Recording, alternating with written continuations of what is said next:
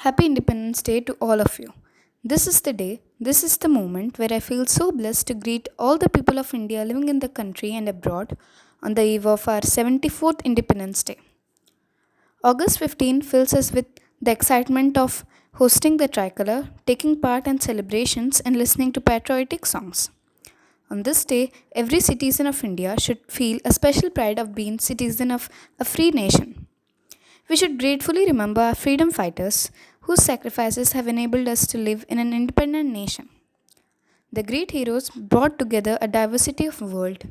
They brought a common national spirit in people. That's the reason we aren't slaves anymore. But there are some responsibilities we should follow. There are some duties of every Indian. But are you following it? People still believe that they are born in a poor country which isn't the best. But let me correct you.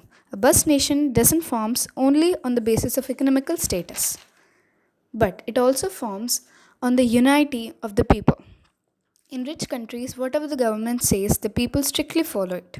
But in India, whatever the government says, people just does the opposite of it. So it ultimately depends upon you and only you to make your country best. If all the people of India would strictly follow whatever the government will say, then we can just make vanish the poverty from India.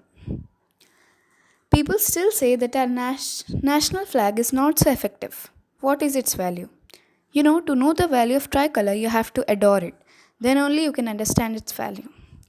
So, due to pandemic demon in India, we can't celebrate our Independence Day in such a way we used to do. But we can do a small thing in a great manner. We can just salute to our national heroes for whatever they have done for us. And let me ask you a question. Would you sacrifice your life for your country or for your future generations? Don't just try to say a lie. Ask yourself this question and answer yourself that would you sacrifice or not? When you will think like that, then only you can understand the value of our great heroes.